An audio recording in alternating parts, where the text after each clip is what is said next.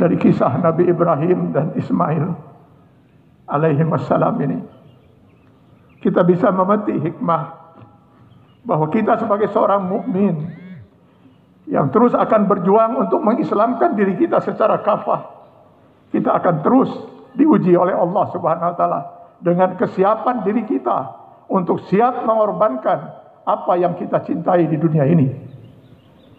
Mengorbankan waktu, tenaga, pikiran, perasaan, harta, bahkan kalau perlu nyawa. Kalau memang hanya dengan pengorbanan itu ridha Allah baru bisa kita capai. Bukankah kita berikrar selalu di hadapan Allah, inna salati wa nusuki wa mahyaya wa mamati lillahi rabbil alamin. Sesungguhnya salatku, ibadah-ibadahku, hidup dan matiku hanya semata-mata untuk menggapai ridha Allah Subhanahu wa taala. Lalu marilah kita berusaha berjuang untuk terus mendidik anak-anak kita agar kelak menjadi anak-anak yang soleh, paling tidak menyerupai Ismail sedikit, anak-anak soleh yang menjadi modal terutama ketika kita sudah berada di alam barzah. Ketika kita sudah tidak bisa berbuat apapun, bahkan untuk berdoa sekalipun.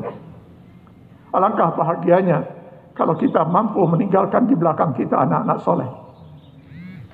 Dalam sebuah hadis pernah saya baca, ada seseorang yang sedang disiksa di alam kubur, karena menurut Allah dosanya jauh lebih berat dibanding amal ibadahnya. Tiba-tiba malaikat berhenti menyiksanya. Dengan bahagianya dia bertanya pada malaikat, apa yang terjadi? Nah, malaikat menjawab, kamu tidak jadi masuk neraka jahanam. Kamu sekarang ahli surga.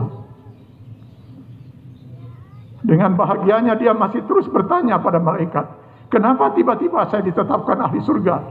Padahal sebelumnya saya sudah ditetapkan ahli neraka, bahkan sudah disiksa. Para malaikat menjawab, karena Allah sudah mengampuni seluruh dosa yang pernah kamu lakukan. Dia dengan penasaran masih bertanya lagi pada malaikat, mengapa tiba-tiba Allah mengampuni seluruh dosa yang pernah saya perbuat? Dijawab oleh malaikat, karena Allah sudah mengabulkan doa anak saleh yang kamu tinggalkan. Hadirin, mari kita terus berjuang mendidik anak-anak kita. Terlebih di situasi sekarang ini, sangat mungkin sekali anak-anak kita, na'udzubillah, bisa tersesat dalam kehidupan yang semakin tidak jelas mana yang hak dan yang mana yang batil seperti sekarang ini. Mudah-mudahan kapanpun Allah menjemput kita meninggalkan alam dunia yang fana ini, kita mampu meninggalkan di belakang kita anak-anak soleh. Alangkah bahagianya kalau nanti saat kita meninggal dunia, anak-anak kita sendiri yang sibuk memandikan jenazah kita sambil menahan air mata mereka agar tidak bercampur dengan air yang mereka pergunakan untuk memandikan jenazah kita.